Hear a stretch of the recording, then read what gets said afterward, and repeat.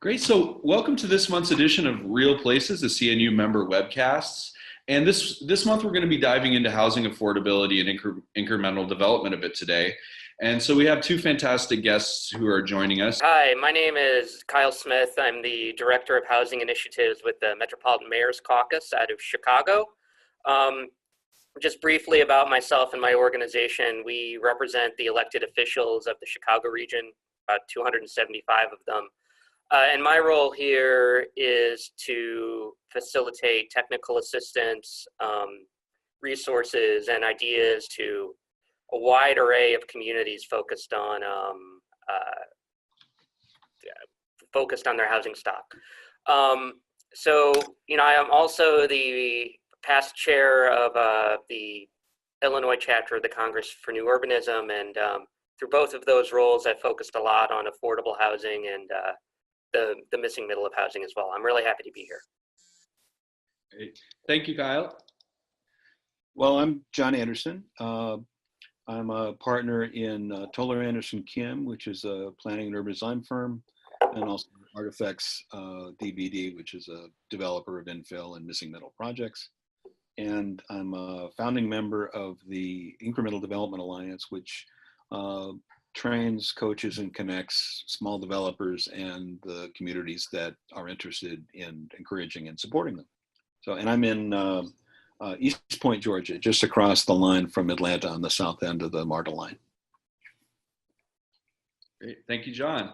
So I'd like to dive right into our first question today, which is for Kyle. And Kyle, I had a question for you.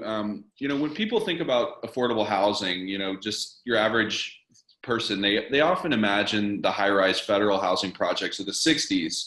In Chicago, we could think about Cabrini Green as a perfect example. But there are a variety of building types that deliver housing affordability that aren't built much anymore. And could you describe some of those? How can good transit-oriented development best contribute to the overall housing affordability? Yeah, absolutely.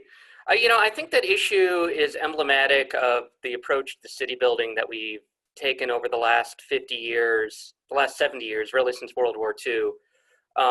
One time our cities were a diverse ecosystem of all kinds of building types. And for a variety of reasons, from zoning to underwriting to federal policy, we've really reduced them to two, the single family home and the large multifamily building.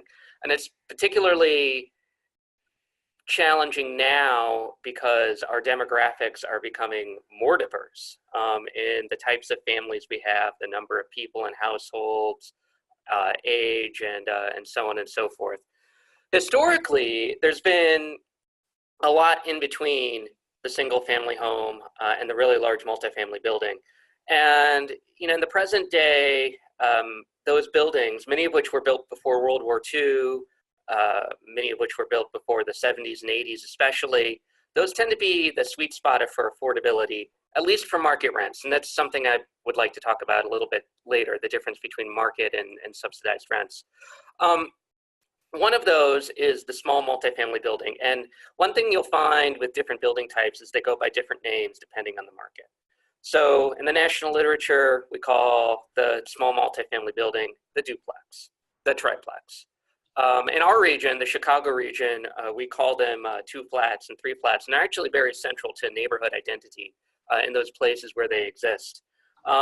These are small, typically mom and pop owned buildings with a owner unit on one floor, a renter unit on another floor.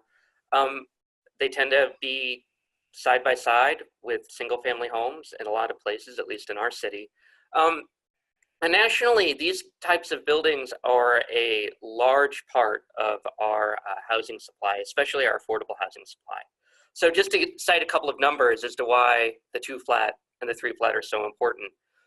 54% of the nation's rental stock is in small multifamily buildings, according to a report from Enterprise Community Partners. Now that's buildings up to 20 units and less, but still, we're building these really big buildings, and it's the really small buildings that are, a key part of our housing supply. Not only that, the same report found that the rents in 2 flats and 3 flats and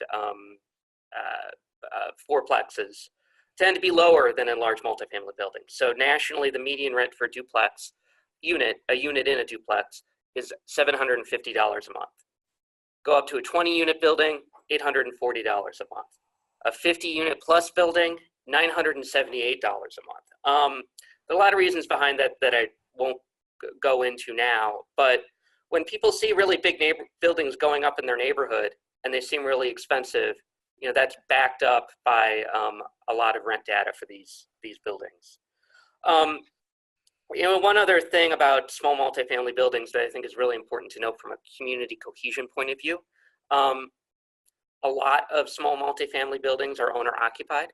Those that are not owner occupied are typically owned by mom and pop landlords that live in their community. And that can provide a better relationship between the tenant and landlord, the tenants in the rest of the neighborhood, the landlord in the rest of the neighborhood. And when you have buildings with really big multifamily buildings, all of those relationships are really problematic sometimes. A second unit that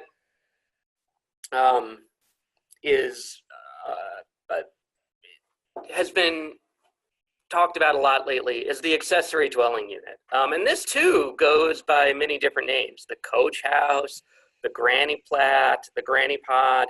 The ADU is a second dwelling unit in a single family home, usually with its own kitchen, a separate bathroom, definitely has its own egress and probably has its own entrance. And again, in our region, the Chicago region, you can walk down any alley and you'll see a coach house on the alley that was another dwelling unit. It was really provided a lot of flexibility as neighborhoods grew. The coach homes became a place to fill increased market demand without putting undue pressure on the existing stock as a whole. And there's a lot of discussion about enabling them again. One really interesting thing about ADUs, earlier I talked about 2 flats and 3 flats being below market rent. We had a ADU developer in our region, Eli Svevic, here a few months ago. And one of the things he emphasized to us is that ADUs rent above market rent rate, but 20% of them rent for free. And they rent for free to an ailing mother, a boomerang kid on student loans, maybe a recent retired baby boomer that's providing childcare for a young family. And that's a key part of affordability in our housing stock that's not often discussed. When you look at the urbanist literature, you do see a lot of ADUs that I think are very sexy backyard tiny homes, which are great. But there's also basement units and converted garages and things of that nature that are actually much cheaper to build that provide those intergenerational options. So you also asked about transit-oriented development, and I'll just talk about that really briefly. TOD, can provide affordability by helping folks save on transportation, and in particular, making it easier so that folks don't need a car to do every single thing. And it's particularly affordable, I think, in an era where we have more intergenerational, we have an aging population and increased service costs when it brings people closer to healthcare, childcare, and education, which isn't always the case with TOD, but can be with good planning. I think a challenge to TOD, that we as planners and community builders need to recognize is that not everybody wants to live in a 6-story building with a balcony.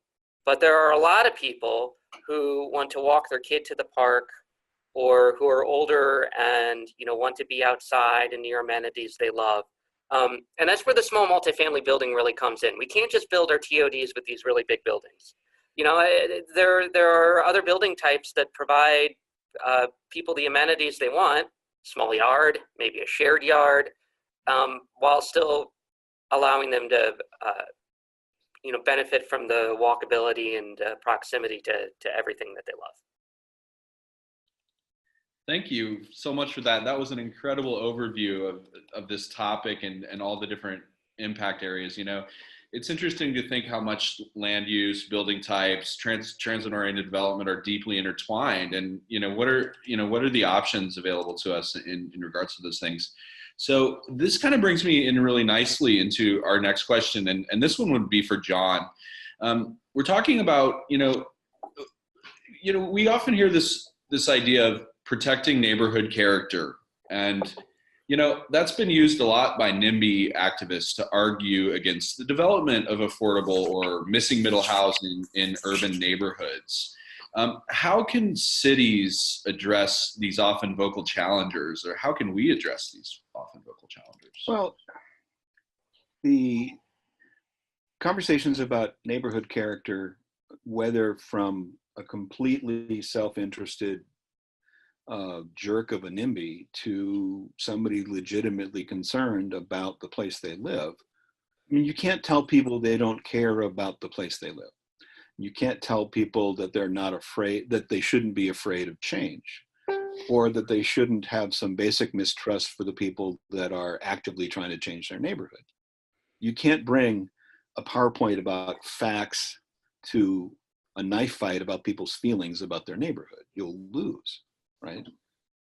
So I think that if we're going to be clinical about it, the whole neighborhood character argument is a complete straw man. It's like, okay, I have to prove a negative that I'm not going to adversely impact the character of the neighborhood, which is so hastily defined as to be impossible to, deal with with facts. So basically, the only other thing that you could do that would be potentially more damaging to my argument as a small developer doing missing middle housing would be to identify me as a gentrifier, because I could never completely remove that jacket. So the scale of what gets built presents an opportunity to either reinforce all of these really potent, potentially corrosive feelings, or lay them aside and build trust. So what we constantly advise folks that are taking the classes and the boot camps at incremental development is that your first couple of projects should be something that is completely as of right. You're just getting a building permit. There's no discretionary approvals.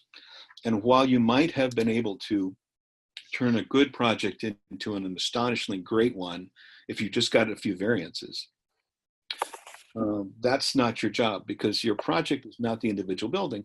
Your project is the entire neighborhood, of which you're going to have lots of people working side by side with you. So you're trying to build people's capacity to do similar work by demonstrating that no one's head's going to be bit off if you build a threeplex in a neighborhood full of threeplexes. That no one will die. There will be brand new units, which will be slightly more expensive than the old classic units, but this is a regular thing now. In some respects, when you think about the entire spectrum of all possible developers coming to your neighborhood, on the one hand, you have someone resembling Gandhi, and the other, Darth Vader, right? So people's expectation is someone in the near vicinity of Darth Vader. So no one is expecting Gandhi.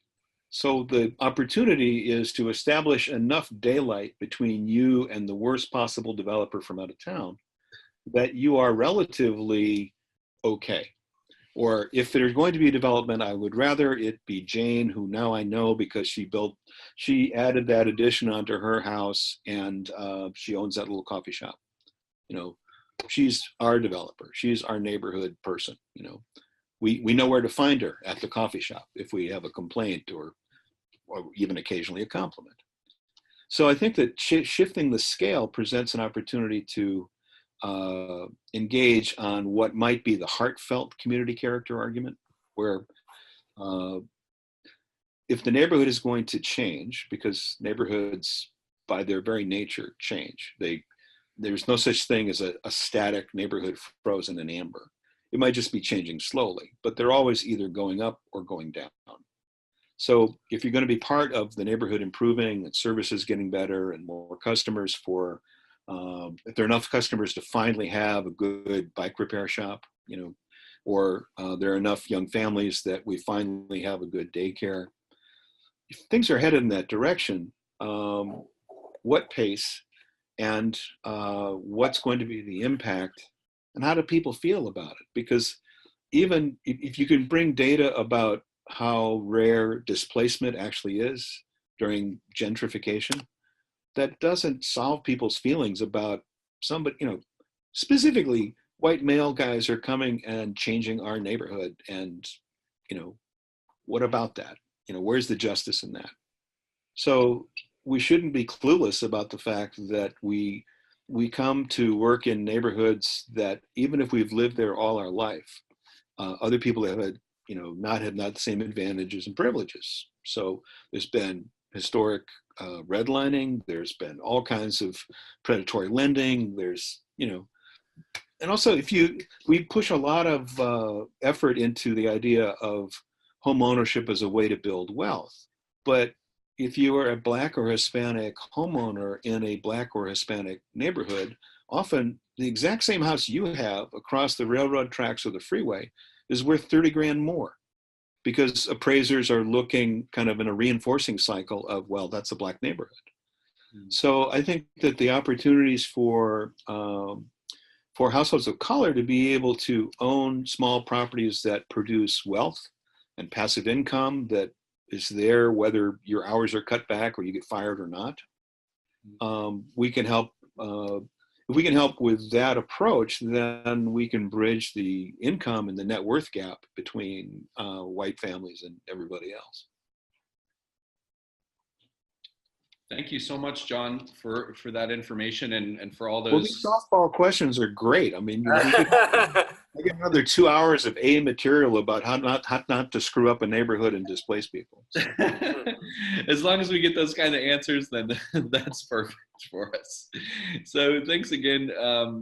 So I'm interested to look into, I think a lot of people have this question and we're always looking for answers and solutions and information about this question. And I think this is a great question for Kyle, given that you've been really enmeshed in this with your career. So what are some of the biggest or most common regulatory challenges that cities are facing in an attempt to encourage the types of infill development that we're talking about? What are some of the innovative approaches that you've seen cities take on housing and land use policy during your time at the Metropolitan Mayors Council? Yeah, so I'll mention a few that I've identified and worked on over the years, and they're probably things that are familiar to a number of us that have worked in planning and urbanism, at least lately. I think the biggest thing to say is that most cities, whether they're a central city or a suburb or even a rural community, have put into place a regulatory and entitlement structure that is focused on enabling just two building types, the single family home and the multifamily building, and the large multifamily building. And because of that, there's a lot of assumptions, embedded in our zoning and building codes that just don't fit what falls in between. So, for example, one of those is minimum parking requirements. In a larger multifamily building, I happen to think that in a larger multifamily building, one parking space per unit does not fit in a lot of urban contexts. And it can be, expensive from both a cost and a space perspective to build. For a small multifamily building, there's no room. So just to give you one example, I know a developer here, his model is converting vacant storefronts into accessible and affordable units for folks with mobility issues, wheelchairs, etc. He does it without subsidy because he's taking an existing vacant unit and converting it into housing. he has regularly come up to our zoning commission and had to argue why his spot, which is for somebody who can't drive, doesn't need a parking space. And these are in buildings where there's no place on the lot for a parking space unless some kind of demolition occurs. And that is I think that's true for most small multifamily and coach homes if it is on a small, more urban lot. There are other things too, minimum lot sizes, FAR, building height. We have code requirement issues. I think that requiring a sprinkler in every unit, which is something that a lot of building codes in our region, we don't have a statewide standard in the Chicago region. That's a common requirement here. It can make adaptive reuse difficult. Sprinkler systems are just really expensive to put in. But I think another issue that we all have to acknowledge when it comes to changing our building and zoning codes is that there's a lot of education among ourselves that still needs to occur. So earlier this year, as we were going around a region and talking about granny flats and ADUs, one common thing that was asked is, well, what if these ADUs just become short-term rentals? What if they're just used for Airbnbs? What if they're not actually put into the housing supply? What if the unit is not, a place for granny to keep her out of assisted care or the boomerang kid or whatever? What if they're all just used for People have been renting their spare bedrooms on Airbnb, and we're not prohibiting spare bedrooms. I think that there are a lot of adverse impacts with Airbnb, depending on how they're managed. But I also think that if we're going to talk about the outcome of ADUs being a housing outcome, and link to that a service outcome, at least for an aging population and for the millennial generation, then I think that people have a point. And I'm not sure that the literature that's out there has a good response to that, other than short-term rentals and the housing supply are two separate regulatory issues. So if you are concerned about the short-term rentals in your community, then yeah, but I gotta say, I think that communities that are up in arms about short-term rentals and their adverse effects are usually swallowing an elephant and choking on a gnat. They typically have really crappy off-street parking requirements, and they have building officials that can't interpret the international existing building code. There's all kinds of stuff that's in the way for just basic housing that really Airbnb is your biggest problem. It's like, for instance, in Portland, they have the impact fee for a 500 square foot apartment in whatever configuration is about $20,000. So there's going to be $200 in rent that somebody has to pay just to cover the permission to build a building. Now you can get it waived if you're building an ADU that you pledge that you will not use as a short-term rental. But it's like but otherwise, I mean, the burden that it places on building small market rate units is pretty high. I mean, $200 a month before you have a building to pay for. So I think that there are ways that the impacts of the adverse impacts you described, Kyle, can be mitigated. 100%. The way that it's sort of it becomes now a flashpoint. It's like, really? It's like you're worried about somehow the neighborhood character failure apocalypse coming in on the fact that someone's going to build a 500 square foot basement unit. Get a real problem. I mean, it's like the enormity of I don't know when we haven't had a housing crisis since World War II. There's always been a big disconnect between the supply and the demand. And I think that the very definitions about affordable housing being somehow tied to a 1934 notion of, hey, you shouldn't spend more than 30% on rent and utilities regardless of where your cheap housing is and the burden you're going to get transportation-wise. So we still have that baked into lots of the formal programs we deal with for subsidy. And that layers on top of what you described as like our tolerance for two types of buildings. Well, three actually. We could have the single family house, we could have the large multifamily building, or we could have the garden apartment complex, which it sounds like a psychological diagnosis, and is never distinguished by its gardens for some reason. It's usually, I think it would be more accurate to call it the carport apartment complex rather than garden. But we allow those three things. We know we're not crazy about the apartment thing, I think out of a sense of projection that people are worried about the other. And in some cases, the renters that they're concerned about, I think, is really projection on the sort of behavior that they engaged in when they lived in an apartment. That somehow that's going to be repeated, So we've met the enemy and he's us. And we've also convinced people that a single family house is supposed to be some sort of investment. So while we would like to have things be affordable for our children so they can afford to buy a house, we want to be able to continue to speculate on ever increasing values for single family houses, regardless of what demographics or the economy is doing. And it's an unhealthy fetish in my view. And to identify folks that are worried about their housing, their property values as speculators is maybe useful, but I don't know if we're going to really want to piss off that many people, because that's such a common belief that you're entitled to your house being worth more. And you should fight anybody else that is going to interfere with that entitlement for you to speculate.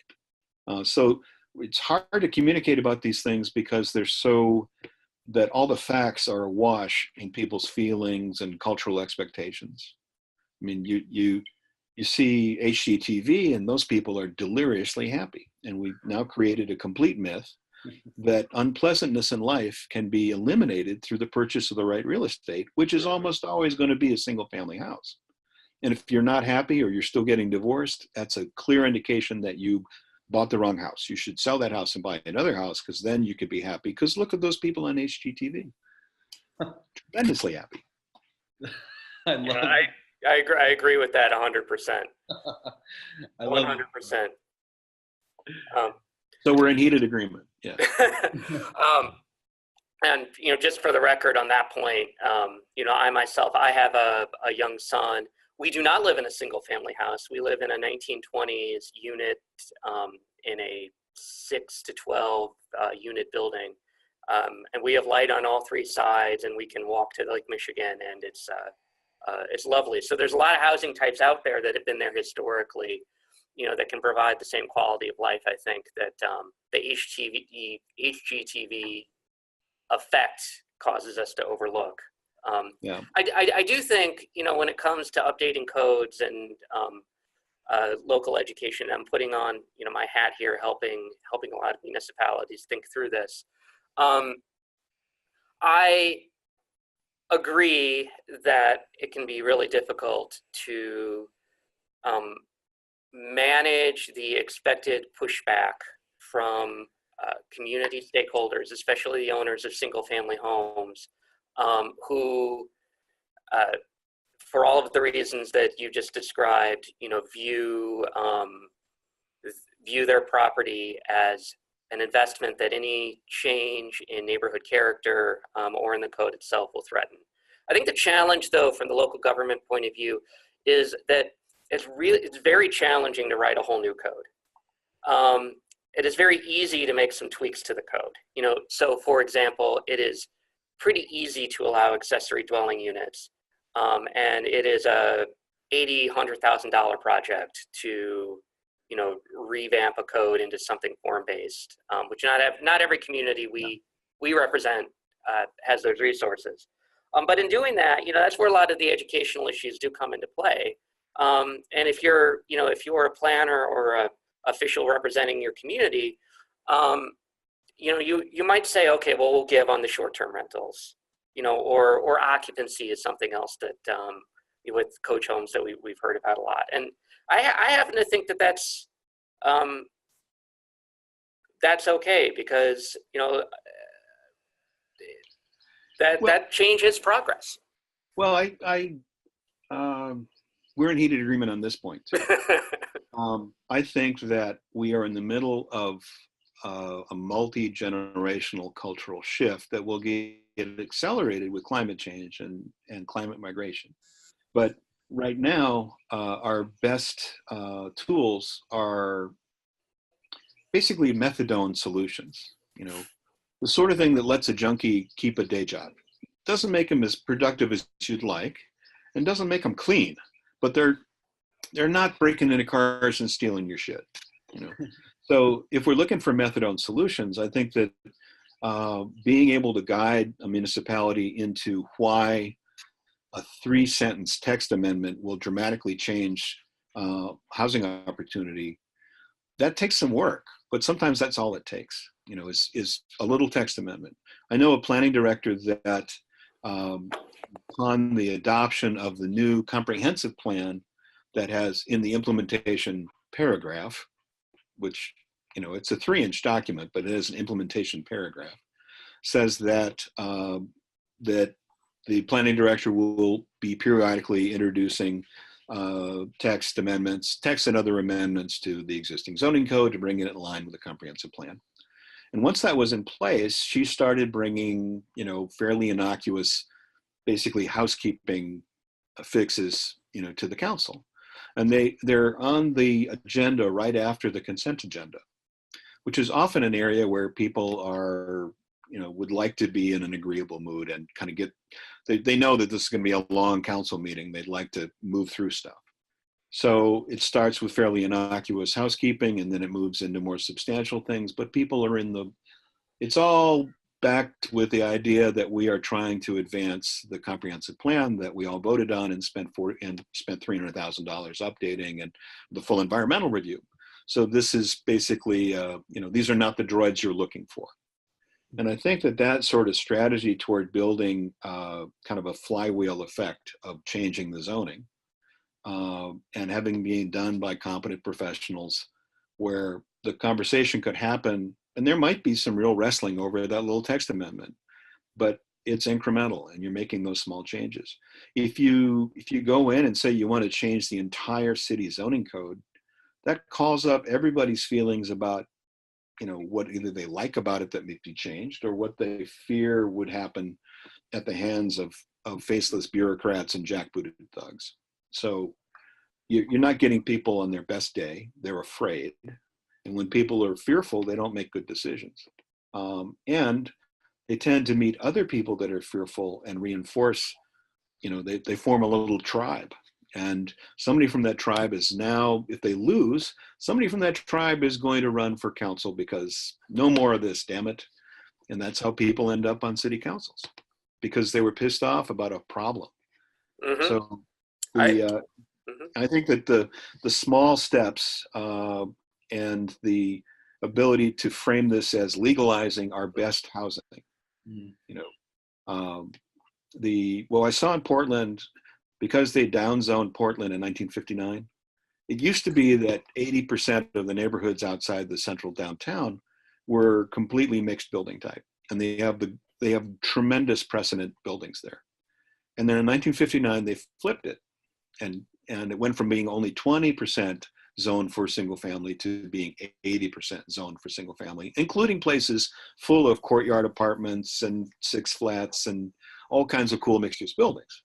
Mm-hmm. So when you point out to somebody, well, yes, but we've made these buildings illegal, that's hard for people to that's counterintuitive, or actually counter to their actual observation in the world, where how can it be illegal? It's right there on the corner and it's fine. What do you mean you can't build it again?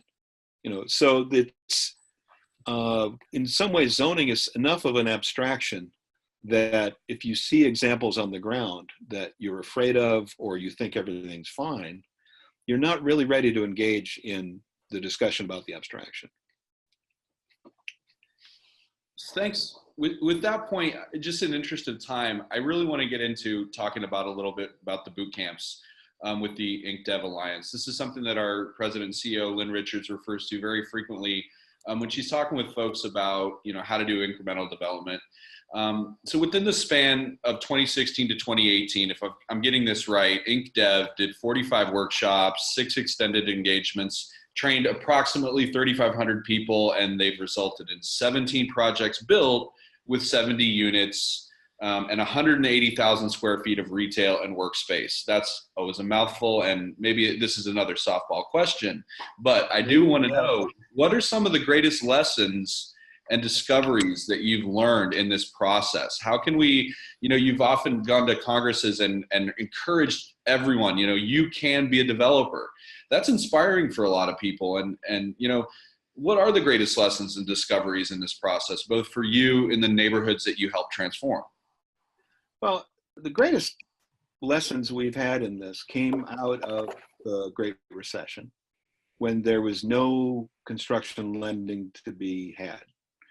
And if we were going to be in this business of making good places or rebuilding good places, we got to figure out some way to get the buildings up without a construction loan. So we started looking at what could you do with cash from your neighbor, the dentist, and then refinance it with a standard 30-year mortgage. And those standard mortgages, FHA, Fannie Mae, Freddie Mac, VA, those are all 1 to 4 unit mortgages. So we came up with a 4-unit type that also had a 5th space that was non-residential, because you're allowed a certain percentage on the various loan programs. And we started looking at, you could build something large out of small increments over time. And the neighborhoods we seem to really like as precedents have a lot of that kind of work. So, and in talking to people about that, it was like, well, it's a little bit like a Post-it note. It was like, someone comes to you with the idea of a Post-it note, you're like, well, that's a crappy idea. It's like, let me get this straight. It's pieces of yellow paper with glue that really doesn't work. That's a terrible idea. We here at 3M are quite proud of our glue, and we're not going to advance this project. But once you've seen a Post-it note, and it's like, wow, I could use this for so many things. Can we get them really big? So, instead of using those dopey flip charts, we stick it on the wall. That'd be awesome. So all the things you can do with Post-it notes. Once you've seen one, they become self-evident. So once we arrived at the idea that the scale of development and the complexity of development we need to look at what can be done with modest means in neighborhoods that have missing teeth or buildings that have seen a lot of disinvestment. How do we do this? It's like, can we convince large-scale developers to shrink down their operation and do it? No. They have it could be said that they're sort of beyond hope for this type of work because they're trained in large-scale habit, and they want to apply them in the wrong setting. So they want the city to aggregate a bunch of small lots before they can really get interested. And we've also convinced municipalities that what you need to do is, create a situation where you can attract an experienced large-scale developer from out of town, and you'll probably have to provide a fair amount of subsidy for that because they're pioneering a market that's unproven. Instead of, well, what would where do you find good developers to do small projects in your town?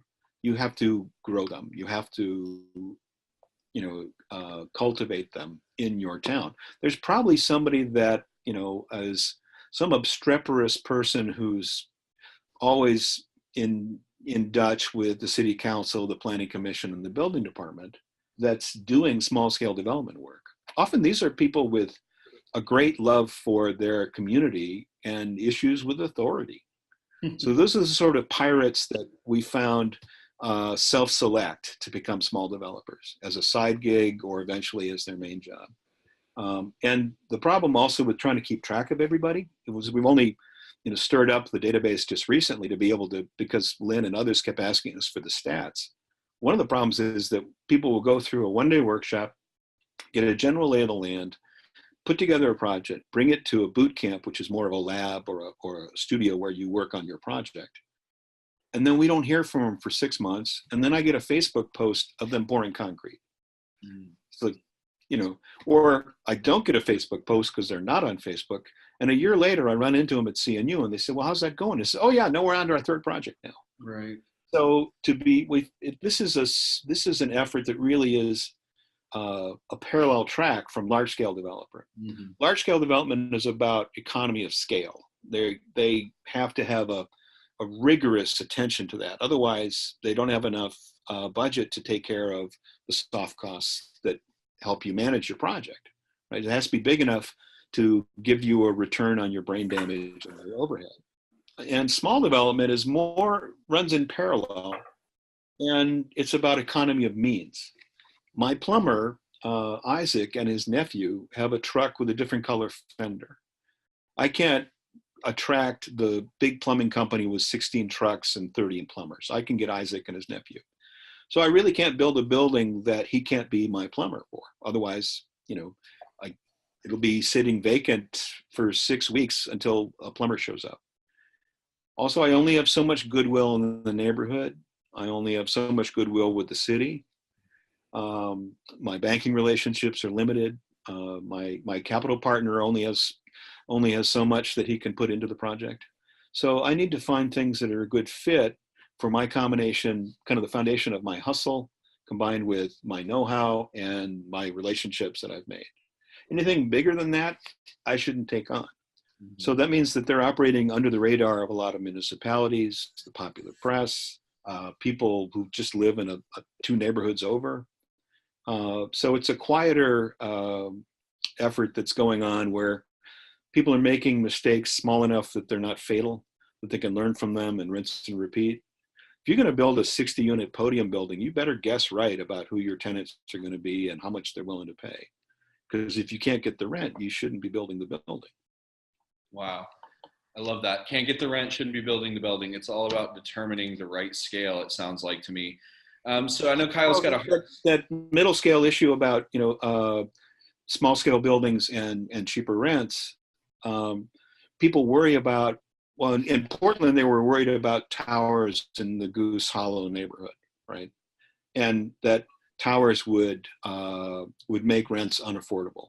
You don't understand that it's very expensive to build a tower. It's much more expensive than a podium building, and it's certainly much more expensive than a wood framed reflat. Yep. So you cannot build a tower until rents have become unaffordable. Absolutely. Coincidence is not causation. Yeah. Just to add to that, I mean, the bigger you get, once you have a reinforced foundation, you have elevators, you have all of that stuff, then rents start going up again, on a per unit basis. And yep.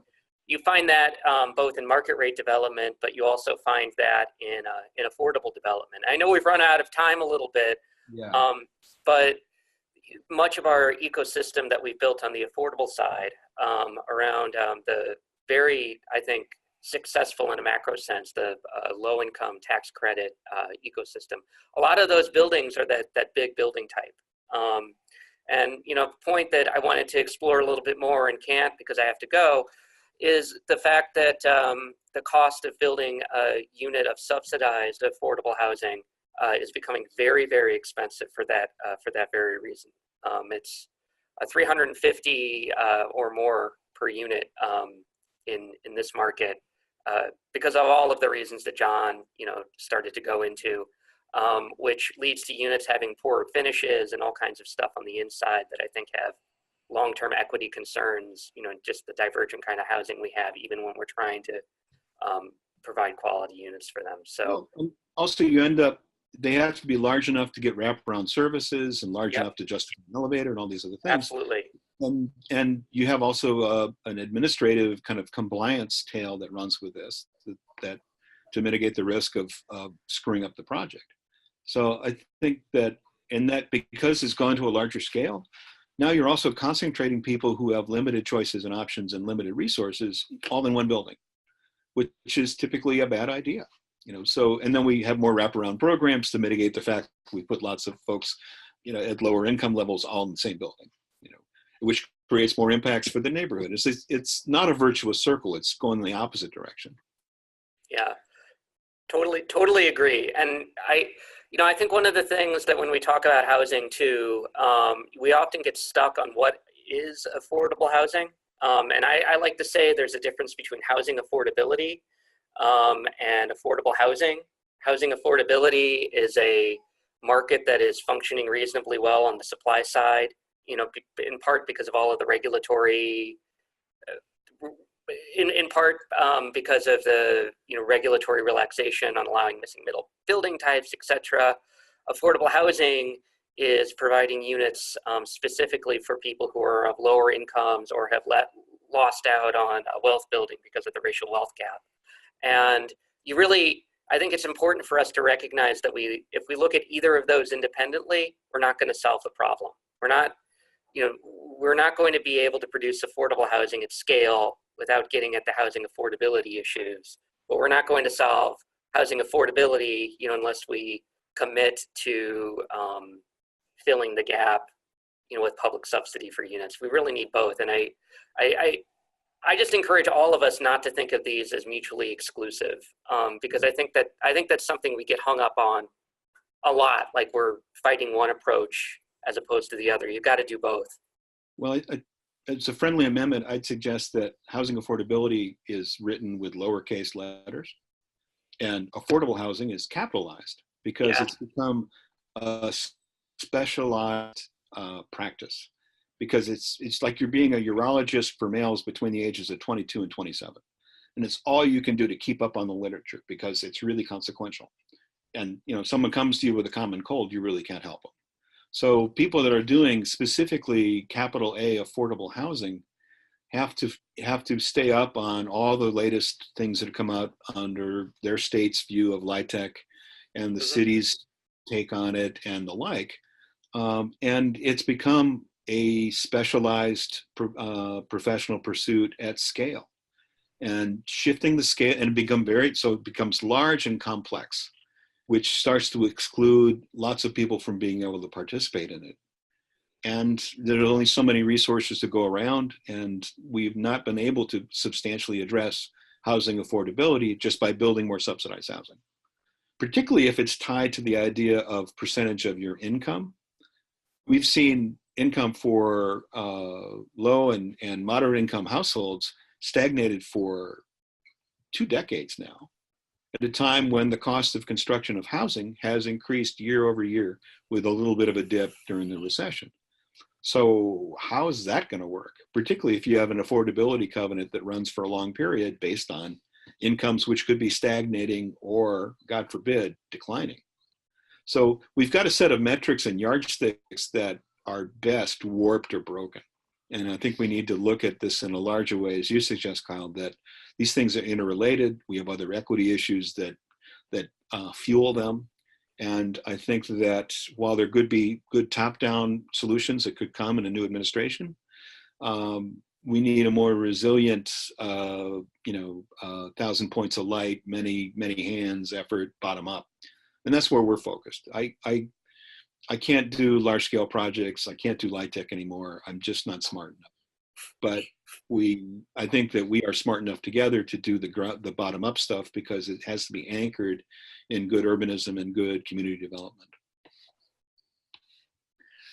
Well, thank you so much, gentlemen, Kyle and John, for being guests on this edition. It's been very, very educational, and I think people are going to really get a lot out of this. So thank you very much for your time today, and we look forward to hearing from you again soon and seeing you at our Congress events.